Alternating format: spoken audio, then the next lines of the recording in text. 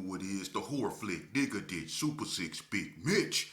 And I'm kicking in those with 03 O's. And I'm bringing 28 101s because we vacant sons. It's the Chronicles. And you in the Meadowlands. Yeah, you in the Meadows, man. And you already know what made me. 530. What that mean? Oh, that boy does it, baby. Boom!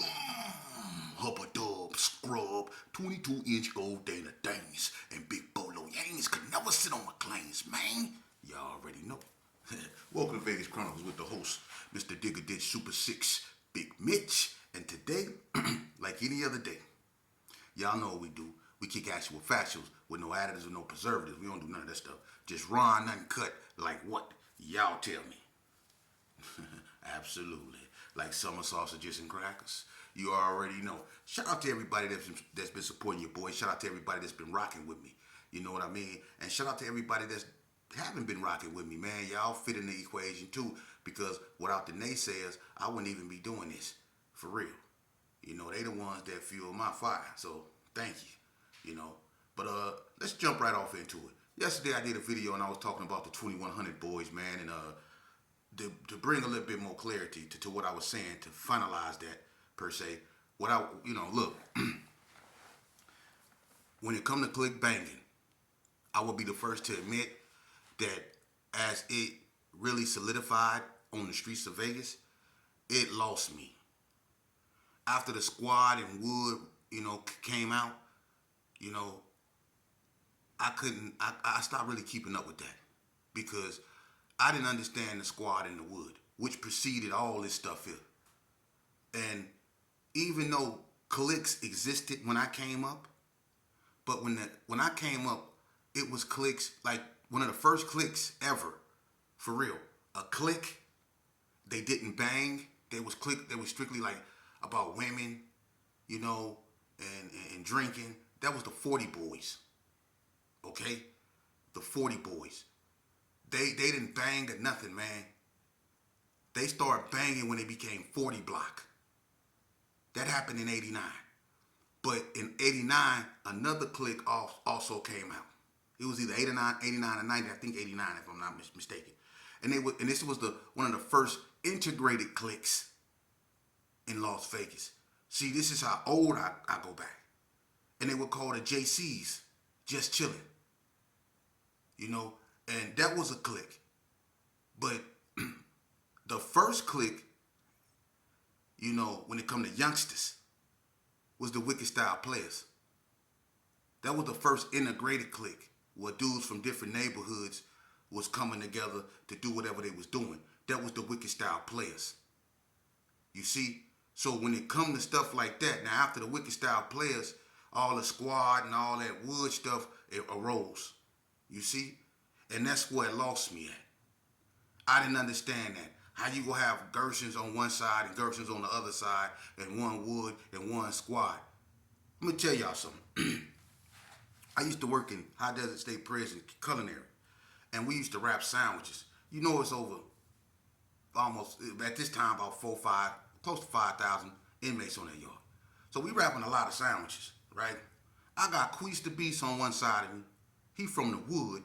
And I got Lil Kippy. He from the Squad. But they both Gershons, right? And they remember this because it was over. One of the Lil Wood members, I think his name was Lil Mac. I can't say the other word, but Lil Mac, they know who I'm talking about. And he was from 60s. But I think Lil Kippy got into it with him, and it made Lil Kippy and Gpkz have words. And I'm sitting right there in the middle of that. And at the time I was in that life, these is my two little ones. I know Gpkz daddy, you green, and I know Lil Kippy daddy, big Kippy. These is my childhood comrades, kids on the side of me. And they both, from the Gershon. But one in Wood and one in Squad, and they having words behind a 60. Because a 60 is a part of the Wood, and one of them is a Wood. I was like, what the heck? I was like, oh no. And they both putting it on the crown. So I didn't understand that, man. It lost me there. And by that time in life, I was really transitioning into who I became today. So after that stuff, it kind of lost me. But I talked to a lot of youngsters of various generations, and a lot of them know me, and I never told them nothing negative. You know, I never told them nothing negative. I always kept it 100 with them. But as far as the click bang and go in Vegas, I will be the first to admit that I need education on that. And I'm gonna bring these youngsters on here because I'm telling you, these youngsters just want to be heard, man. They want to be, listen, we got to show these youngsters that they got our attention. And that's the thing. They want our attention. We don't give them. We don't acknowledge them. We acknowledge each other. We tell each other, homie, I love you. I love you, homie. Love, homie. Much love, homie. Crip love, homie. Blood love, homie. Crown love, homie. A K love, homie. Boo love, homie. O love, homie. Nor for nothing, homie. We tell each other all this type of stuff to give ourselves this type of self-esteem. But what do we tell our children?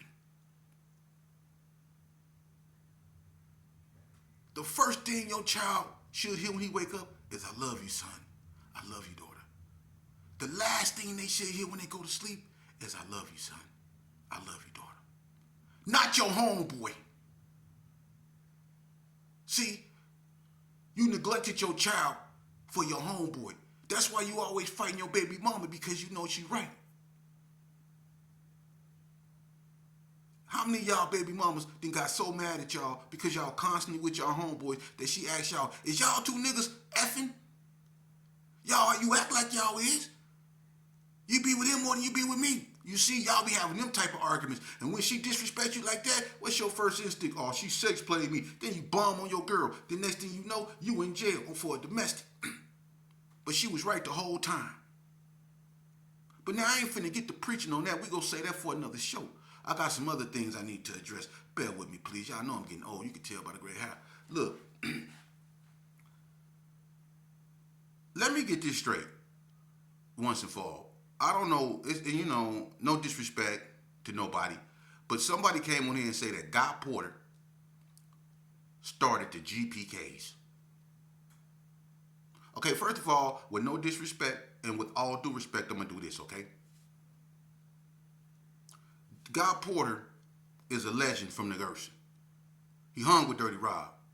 I know Joey too, rest in peace. But Guy Porter did not start the Gpkz, bruh. And for some reason, y'all keep connecting the Gpkz and the Ace of Spades, which are two different groups. Okay? And then you said, this individual said, they heard, somebody told me your father didn't start the Gpkz. He didn't. I never said my father was a GPK. He before that. He was an associate. I'm gonna break this down one last time, and I'm not saying it no more. I'm just saying it. And I'm done. Okay with that. Number one, Pookie Red and Junebug started the Ace of Spades. My daddy was an associate. Stretch Washington, OG Butch, Adrian Felton, Lionel Bell, all them, they was associates. That's before the Ace of Spades. The Ace of Spades started on Comstock, man. That's Junebug, Ronald and Donald and Williams them. Pookie Red, Donald Byrd, and Junebug then was the Spades, man. And from the Spades came all them other cats. But the Gpkz was started by Gus. Big Gus started the Gpkz. So know your history, man. And Guy Porter, and if you know, Guy Porter ain't nowhere up in there. Now see, you have certain people that say, well, I ain't never too much heard about the Gerson Park Killers. But listen to this. The reason why the Gersons became Gerson Park Kingsmen, that's actually a basketball team. That's why when you walked in the boys club, it said home of the Gerson Park Kingsmen. That was the basketball team. But GPK, before the media put Kingsmen on the end, what did GPK stand for? When Gus made GPK, he didn't call it Gerson Park Kingsmen. So what did the GPK stand for? See? And that was Dirty Rob them. And Guy Porter them. See? Guy Porter hung with Dirty Rob. They was like this. had nothing to do with the Gpkz because the Gpkz was started by Gus. And the Ace of Spades was started by who I just told you. And my daddy was an associate. Now, that's not to take nothing from, his legacy out the Gershon. But Guy Porter had nothing to do with the Gershon being started. Rest his soul. He had nothing to do with that. And to OG Hat and Hank, much love. OG Hat was a reputable Ace of Spades. OG Hat was a knockout artist. And that's family. And I love, and that's somebody I would love to bring in the studio because that's real history. And if anybody know OG Hat and his brother, them was when it came to the block, other than my daddy, when it come from here, man, you gotta give it to them. Come on, man. OG Hat knocking people out still to this day. So when it come from here, OG Hat, that's old school. That's the truest of Herbert Gershon. OG Hat them. That's the truest of them. So when it come to, because they didn't need this here. They did it like this. See? And that's how it was supposed to be done. This what made you a man.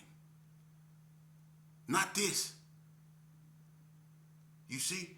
So when it came to thoroughbred and purity, when it came to the Gershons, that era, the associates and the Spades, and even the Gpkz in its original form, when we became kings, man, we started doing this stuff here, man.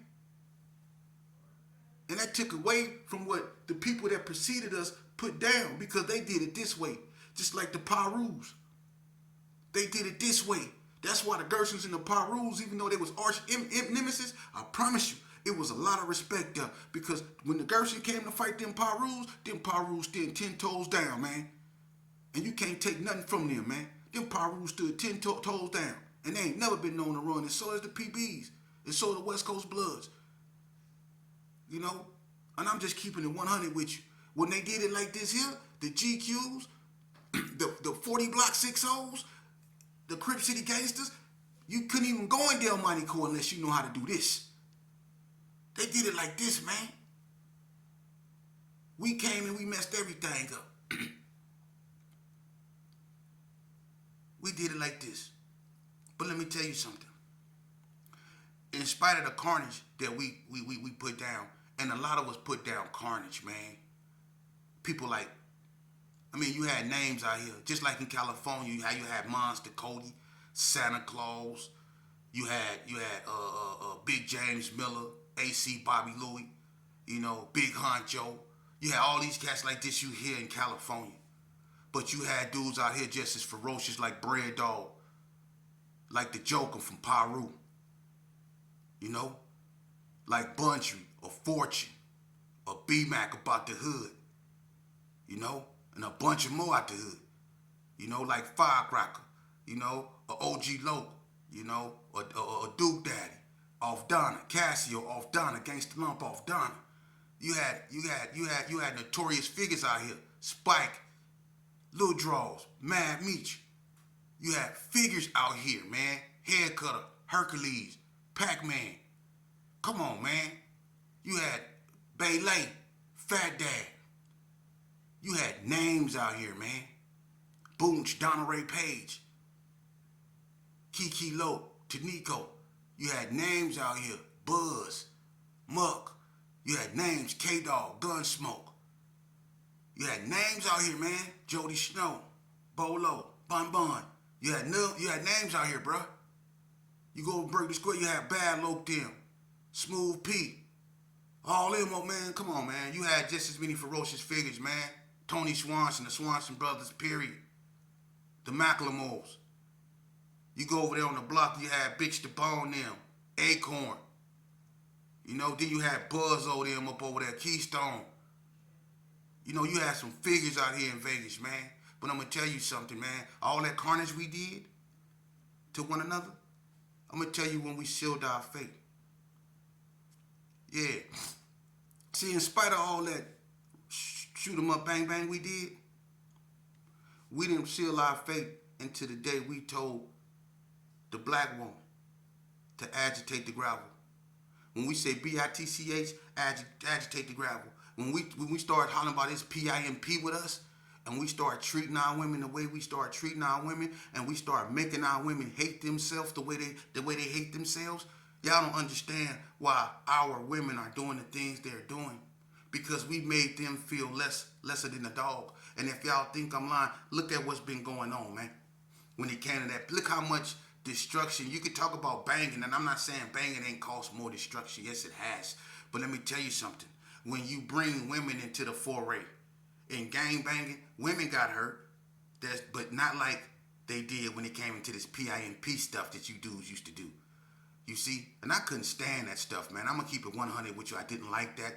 And I didn't think that was foul, man. Because, you know, I grew up in an era where, you know, even though we let Easy E, and we weren't calling women bitchs until we heard him doing it. We didn't make that a norm until he started doing it. We was over here drinking slip malt liquor until he started drinking Old English and exposed us to Old English. Then we put down slip malt liquor. We was drinking a Bull and a Colt 45, and then we started drinking Old English. We was even drinking Brass Monkey before we was drinking Old English. But when Eazy-E started drinking 8-Ball, we started drinking 8-Ball. When we see him wearing the khaki suits and stuff, even though we was wearing them, he just solidified it. The Raider hats. The Raiders probably wasn't even your team, but everybody had a Raiders hat. Raiders jackets, Lokes, Nike Cortez, the house shoes, the gangster boots, all that stuff, man. We got all that lingo and swag and stuff from Eazy-E, man. You see? And we start disrespecting our women. We start looking at our women not like as women, but we start treating them like dogs, man. You see? And then we brag about it to one another, how we did them. Some dudes, and I'm going to keep it 100 with you. I hope you youngsters is listening. This is how nasty it was. Some of my own homeboys and people from other neighborhoods can attest to this. These dudes took pride in catching venereal diseases because that means at least they was getting some. So if you caught a venereal disease, that means you was getting some. So them dudes took pride. They'll walk around with that stuff. They was nasty, man. You know? And that's how they started looking at our women, man. So when the pimping thing came, excuse my French, they probably they gonna hit me for this. Ooh, I shouldn't have said that. So when that came, it messed up everything. Let me tell you something. When you tell a woman that agitate the gravel, y'all heard about some of these. Y'all remember the Omari Harrisons? You see? And what happened on the strip?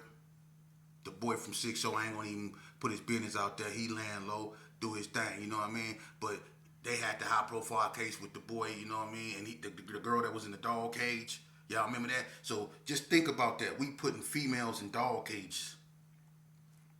Just think about that.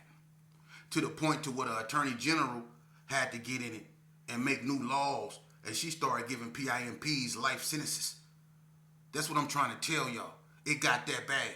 But it not just in Vegas, everywhere. Everybody took off their flags and started popping their collar. The gangbangers became PIMPs. They went from one mental sickness to another's mental sickness. They took their attention off of destroying one another and focused on a black woman and started destroying them to put a little money in their pocket at the expense of her life, her health, her sanity, and everything else. And they didn't think that was going to come back on them. Some of these dudes that did some horrific things to them women, man. And some of these little girls that used to be out there on what we call a blade, that's somebody's daughter. And they mama love them, man. And they might not be able to be there for them like they would want to because they got to work or whatever. But best believe they mama love them. And when you hurt someone's child, best believe, bro, you gonna get back, man. Listen, man, I'm telling you, man, I felt the wrath of a woman, man, and it ain't good, man. It ain't. It ain't, man. You shall reap what you sow. And that's why we in a state of decay like we are. It's how we done treat and continue to treat our women. That's why they look for acceptance amongst one another. That's why women would rather lay down with one another than lay down with us. That's why they look for relationships outside our race, because we look at them as something that's putrid and vile when they held us down. If you know who you are and you look, man, if go look at your history and you see the importance of the black woman, man, and you look at what you have done to her. You see, you called her the bitch word to the point that now she calls herself that. She don't feel beautiful no more because you destroy her credit. You take her cars. You get her sister pregnant. You get her best friend pregnant. You don't put rings around her finger. You put rings around her eyes. But then you go to prison and then you on the phone and you singing because you can't smoke cigarettes no more and your voice didn't clear it up. So you sitting on the phone singing gently, gently on my mind, blowing it to her. Writing Shakespearean art to her, telling her how you go do all these lavish things for her when you get out. Oh yeah, baby, I'm gonna run for senator when I get out. I'm gonna get my case, my file sealed, and I'm gonna get out there, man. I'm gonna get the campaign, and maybe Harry Reid can put in a word for me or two. Yeah, you get to having all these thoughts of how you go just do all this stuff and elevate. And as soon as you get out, you just want to borrow her car so you can go pick up your homies and go to the strip club. That's what you do. And you wonder why we ain't never going nowhere. Brother, let me tell you something, man. I'm not old, but I'm old enough to know this here. If you don't do right by your woman, if we don't do right by our women, we'll never do right by ourselves. Never. She don't come from us. We come from her. We didn't hold her inside our belly for 9 months and bared the pains of labor to give us life. She did. And only a creature with the mental strength of a God can go through that. So you remember the next time you tell a woman to agitate the gravel, who you talking to, little homie? And that's why so many of y'all is under the gravel. For your disrespectful nature. But that's neither here nor there. You can get up and walk away. You can say, this dude just preaching. He don't know what he's talking about. Oh, I don't? Well, let me tell you something. Iceberg Slim, the biggest PIMP of them all. Read his books. What is it? Mama Black Widow? Lone White Con? Whatever it is. He got a few of them. Trash. Y'all read that trash? And he said that a real PIMP is a person that will sell their own you know what. That's what he said.